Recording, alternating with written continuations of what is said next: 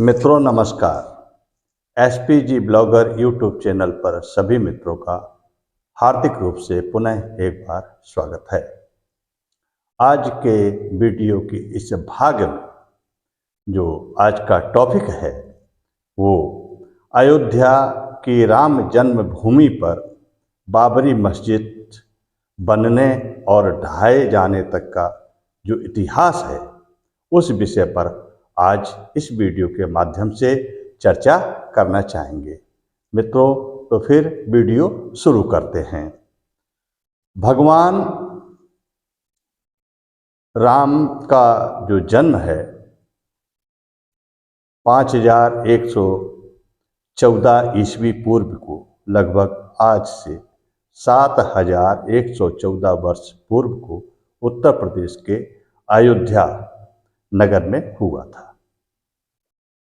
जैन धर्म के प्रथम तीर्थकर भगवान ऋषभदेव का जन्म भी अयोध्या में ही हुआ था।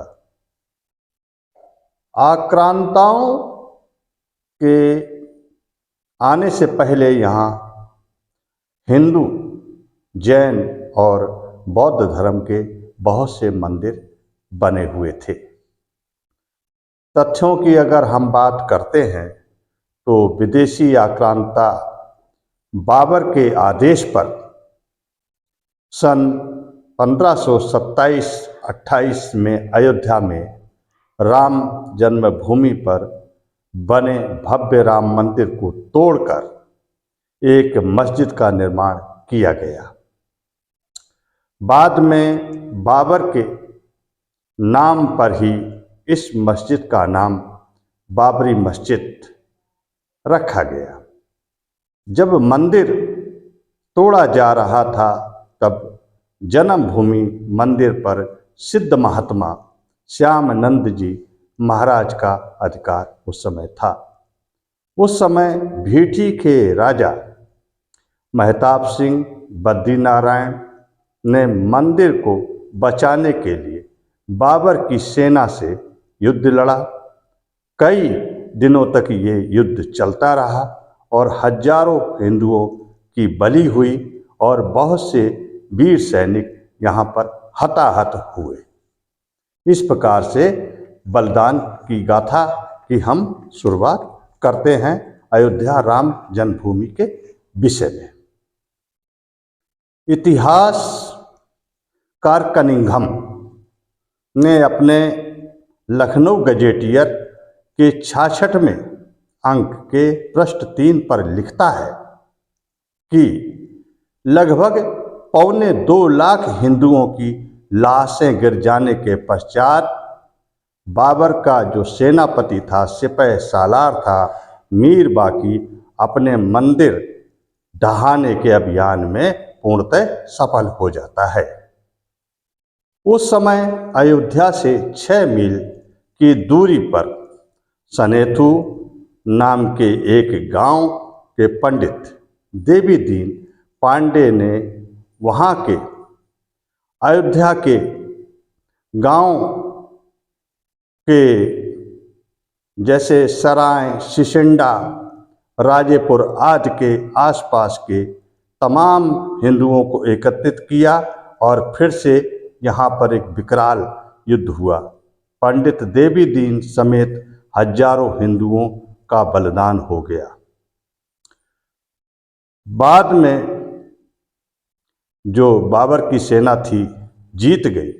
पंडित देवी दीन पांडे जी की मृत्यु के बाद 15 दिन बाद इसी अंतराल पर हंसवर के जो महाराजा रणविजय सिंह ने हजारों हिंदू सैनिकों के साथ मीर बाकी की विशाल और हथियारों से सुसज्जित सेना से रामलला की जन्मभूमि को मुक्त कराने के लिए फिर से आक्रमण किया, लेकिन महाराज रणविजय सिंह सहित राम जन्मभूमि के रक्षार्थ सभी जो हिंदू थे वीरगति को प्राप्त हो गए। इसी प्रकार से स्वर्गीय महाराजा रणविजय सिंह की पत्नी रानी जयराज कुमारी हंसवर ने अपने पति की वीरगति के बाद खुद जन्मभूमि की रक्षा के कार्य को आगे बढ़ाते हुए अपने 300 नारियों की सेना को लेकर जन्मभूमि पर आक्रमण कर दिया और हुमायूं के समय तक छापामार युद्ध वो करती रहीं।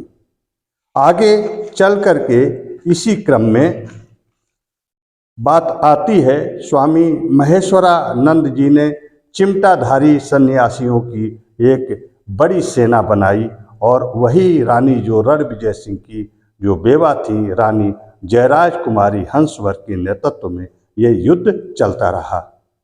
लेकिन हुमायूं की शाही सेना से इस युद्ध में लड़ते हुए महेश्वरानंद जी व रानी जयराज कुमार अपने वीर सैनिकों सहित वीरगति को प्राप्त हो गई। बाबर की तीसरी पीढ़ी अकबर का युग आया।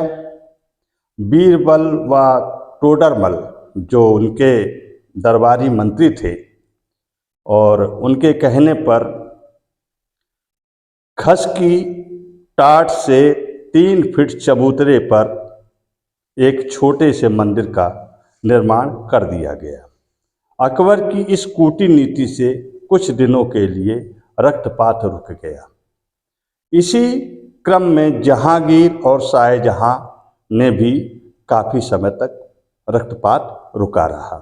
लेकिन फिर औरंगजेब का समय आया, जिसने उस क्रूर बादशाह ने संपूर्ण उत्तर भारत में हिंदुओं को नेस्त नाबूद करने का संकल्प किया हुआ था। उसने कम से कम 10 बार अयोध्या के मंदिरों को तोड़ने का, उनको खंडित करने का अभियान चलाकर यहाँ के सभी प्रमुख मंदिरों को और उनकी मूर्तियों को तोड़कर खंडित कर डाला। औरंगजेब के समय में समर्थ गुरु श्री रामदास जी के शिष्य श्री वैष्णव दास जी ने राम जन्मभूमि को मुक्त कराने के लिए कम से कम 30 बार आक्रमण किए और वो सफल ना हो सके। बाद में आगे बात आती है तो नासिरुद्दीन हैदर के समय में मकरही के राजा के नेतृत्व में राम जन्मभूमि को पुनः मुक्त कराने का अभियान चला। हिंदुओं ने 3 बार कम से कम आक्रमण किए। बड़ी संख्या में हिंदू मारे गए।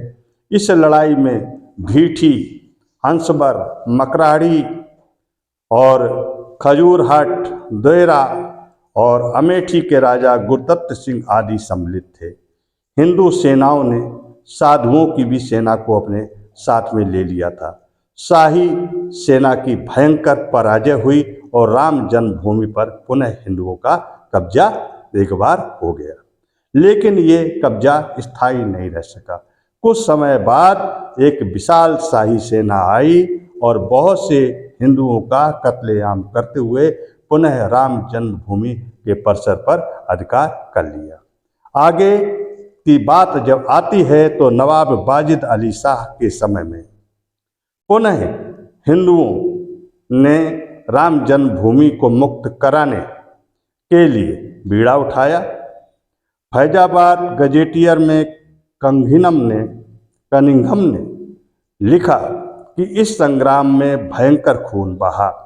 2 दिन 2 रात होने वाले इस भयंकर युद्ध में सैकड़ों हिंदुओं के मारे जाने के बाद भी हिंदुओं ने श्री राम जन्मभूमि पर कब्जा कर लिया। इस प्रकार से इतिहासकार कनिंघम लिखता है कि ये अयोध्या का सबसे बड़ा हिंदू मुस्लिम के बीच झगड़ा हुआ था या बलवा हुआ था। हिंदुओं ने अभियान सफल किया।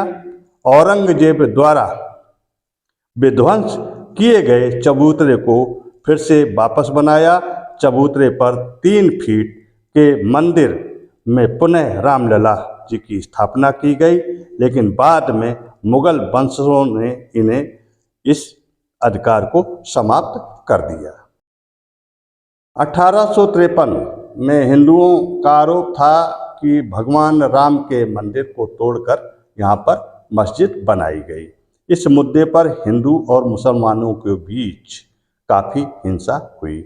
आगे चल कर के इसके बाद 1857 की क्रांति में बहादुर शाह जफर के समय के बाद बाबा रामचरण दास और एक मौलवी आमिर अली के साथ जन्मभूमि के उद्धार के लिए प्रयास किए गए, लेकिन कुछ कट्टरपंथी मुसलमानों ने ये बात स्वीकार नहीं की, अतः वो विरोध अपना जताते रहे, जिसके कारण अंग्रेजों ने 1858 में कुबेर टीला स्थित एक इमली के पेड़ में दोनों को एक साथ फांसी पर लटका दिया।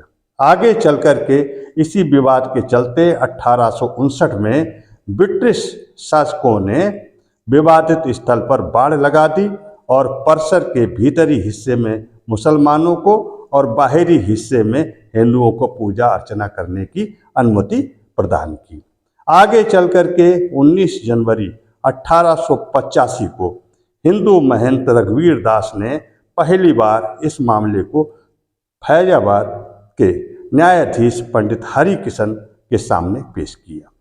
इस मामले की सुनवाई करते हुए पंडित हरि किशन ने मस्जिद के स्थान पर मंदिर का बनना चाहिए, मंदिर को बनाया जाना चाहिए, क्योंकि ये स्थान प्रभु श्री राम जी का जन्म स्थान है, इससे संबंधित उन्होंने फैसला दिया। वर्ष 1947 में भारत सरकार के मुसलमानों को विवादित स्थल से दूर रहने का आदेश दिया गया। मस्जिद को मुख्य द्वार पर ताला डाल दिया गया और हिंदू श्रद्धालुओं को एक अन्य स्थान के द्वारा प्रवेश की अनुमति मिलती रही।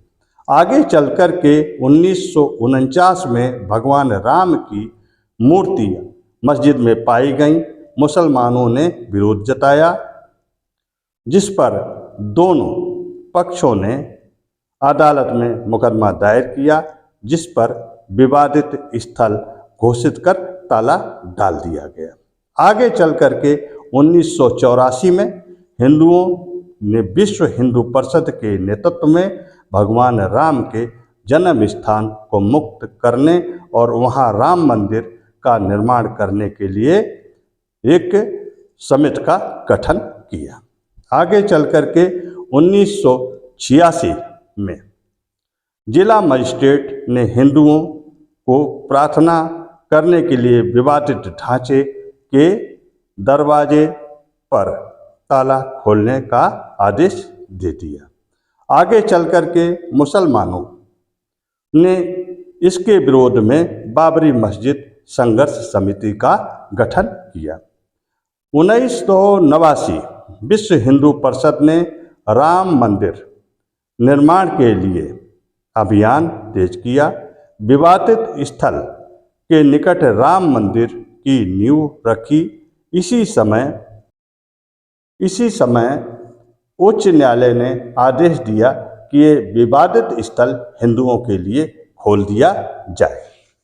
इस प्रकार से आगे 30 अक्टूबर 1990 को हजारों राम भक्तों ने मुख्यमंत्री मुलायम सिंह यादव द्वारा खड़ी की गई अनेक बाधाओं को पार कर अयोध्या में प्रवेश किया गया और विवादित ढांचे के ऊपर भगवा ध्वज को फहरा दिया गया। लेकिन 2 नवंबर 1990 का वो काला दिन, जिस दिन मुख्यमंत्री मुलायम सिंह यादव ने कार सेवकों के ऊपर गोली चलवा दी और गोली चलाने के आदेश के साथ सैकड़ों कार सेवक वहाँ पर मारे गए। यहाँ तक कि सरजू नदी का जो तट है कार सेवकों की लाशों से पाट दिया गया। ये हत्याकांड के बाद में मुख्यमंत्री मुलायम सिंह यादव को अप्रैल 1991 में इस्तीफा देना पड़ा। इसके बाद लाखों राम भक्त 6 दिसंबर को कार सेवा हेतु अयोध्या पहुँचे और 6 दिसंबर 1992 को बाबरी मस्जिद का जो ये ढांचा था इसको ढहा दिया गया। इस मसले पर विश्व हिंदू परिषद के नेता अशोक सिंघल, भाजपा के नेता आडवाणी जी, इसके साथ यूपी के पूर्व मुख्यमंत्री कल्याण सिंह, मुरली मनोहर जोशी और मध्य प्रदेश की पूर्व मुख्यमंत्री उमा भारती सहित 13 नेताओं के खिलाफ मुकदमा चलाने की मांग की गई।